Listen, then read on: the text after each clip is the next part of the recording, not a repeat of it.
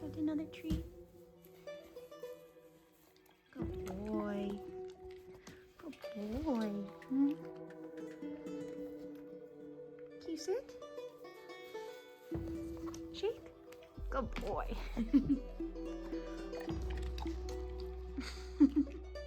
You're so cute. Look at this boy. Look at this boy. Howdy. I thought today we would sit down and talk about life.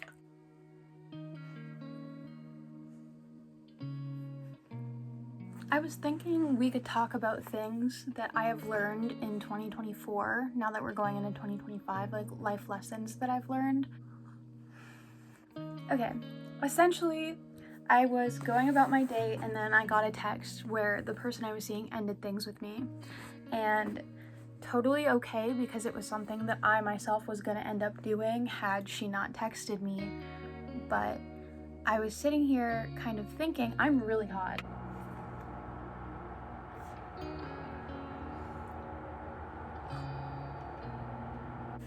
I've noticed when things happen to me and it's like not a situation that I have control of, my anxiety will tend to get worse because I don't have control over the situation. And because getting broken up with is something that is outside of my control, I'm trying to allow myself to process my feelings in a healthy way.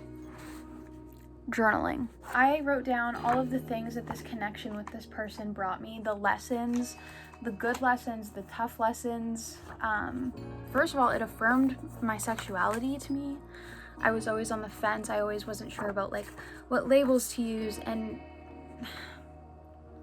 basically dating a woman taught me that I am gay.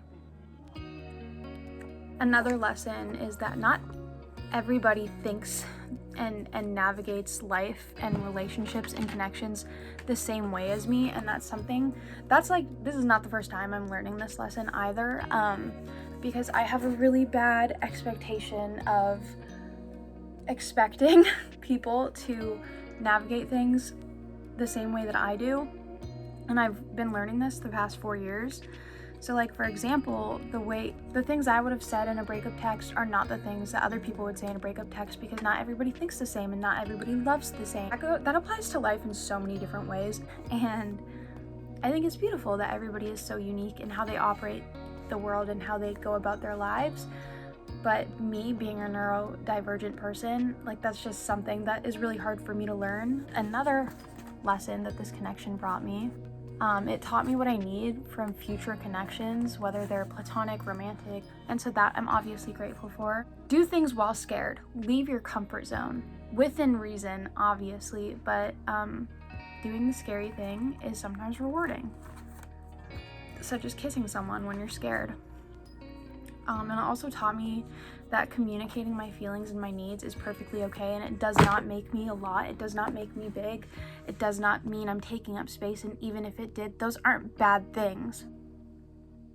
It also taught me that I need to unlearn that being sensitive and being emotional is bad, because it's not. Being a sensitive person, being someone who's more emotional about things, is a beautiful thing, and it's a gift, and society needs to stop demonizing it. I need to stop demonizing that quality within myself, because I think that's actually one of my most human and beautiful qualities, being a highly sensitive and highly emotional person.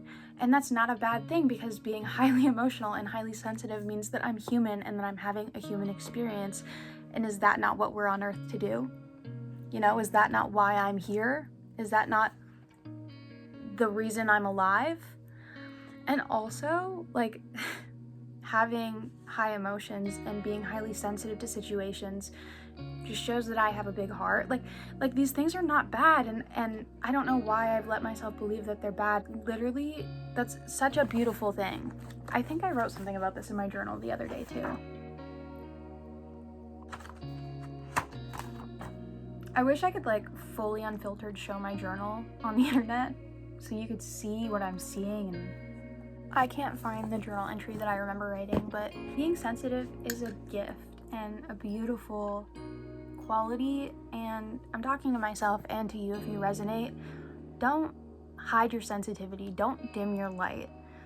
Don't dumb down your feelings, because being highly sensitive and highly emotional, and when I say highly, I don't mean that in a bad way either. I mean,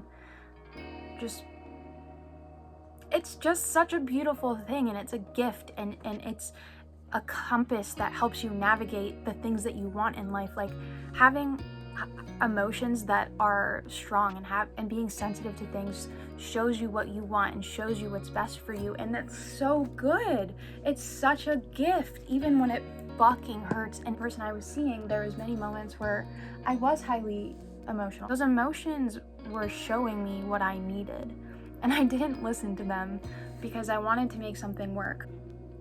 I don't really know what I'm saying, but the point of what I'm saying is sensitivity is a gift, and I'm learning to not hide my sensitivity from myself and from others, and to let my sensitivity guide me, because it is a compass. It is there to help you, and I hope that you embrace your sensitivity and your emotions and your feelings, and you allow them to be a compass and a guide for you.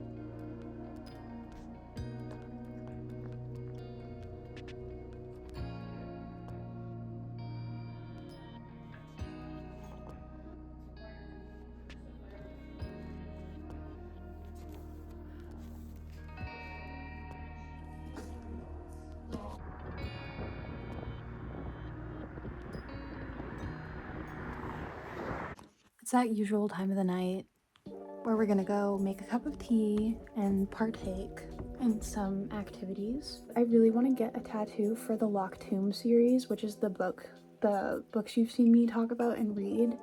I'm on the 3rd book of the series, and the 4th book, Electo the Ninth, is supposed to come out in 2025, so to be determined.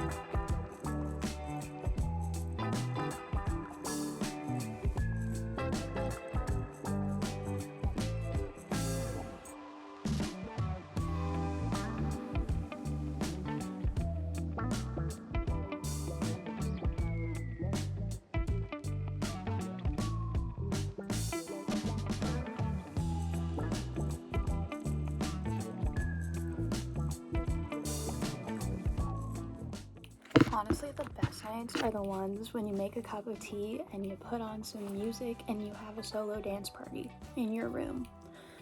Also, check out this new shirt I got at the thrift. It's a vintage Daryl Hall and Oates. Why did I say anyways, it's a vintage Hall and Oates man-eater shirt. How fucking sick is that? Excuse me. I thought it was sick.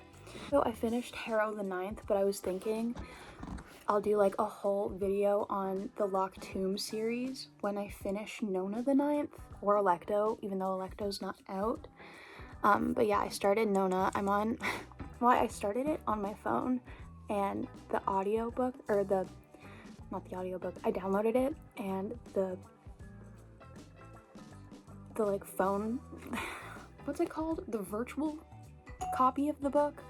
The pages weren't the same as a physical copy, so I thought I read 100 pages in like Godspeed time, and then I got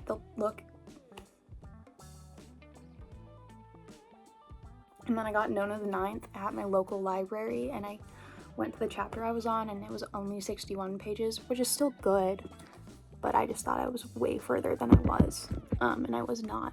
So I think I'm gonna make a separate video on the Locked Tomb series because I love it and I want to get a tattoo for it, and that's how deeply I love it. I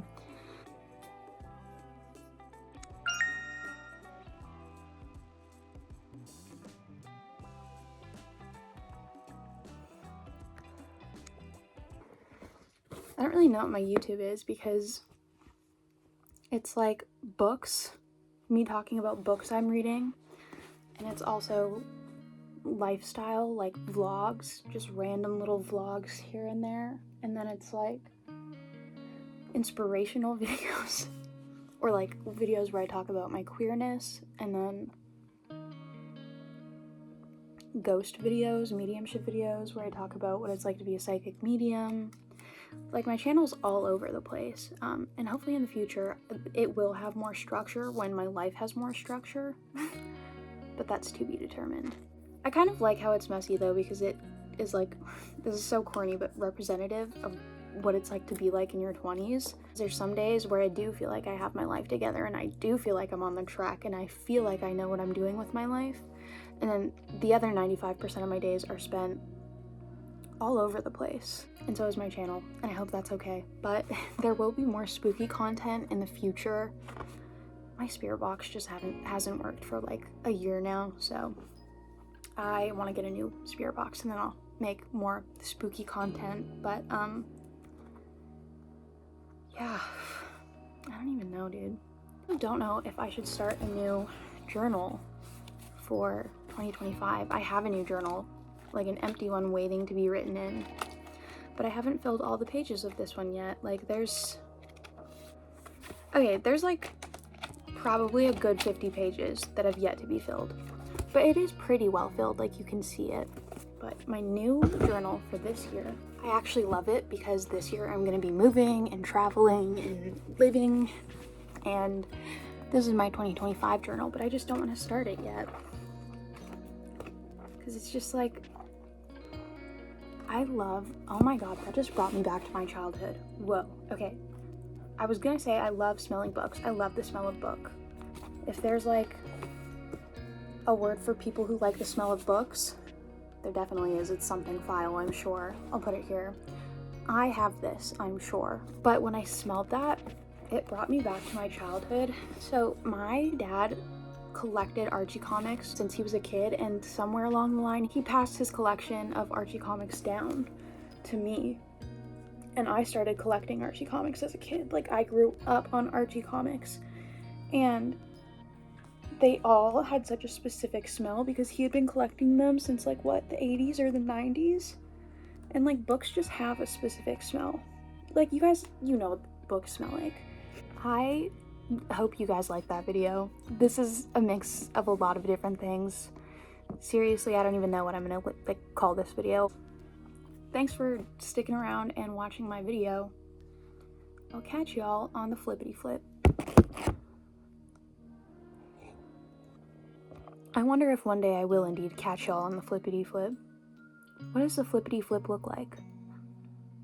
Who runs the flippity flip? These are serious things we need to start to consider.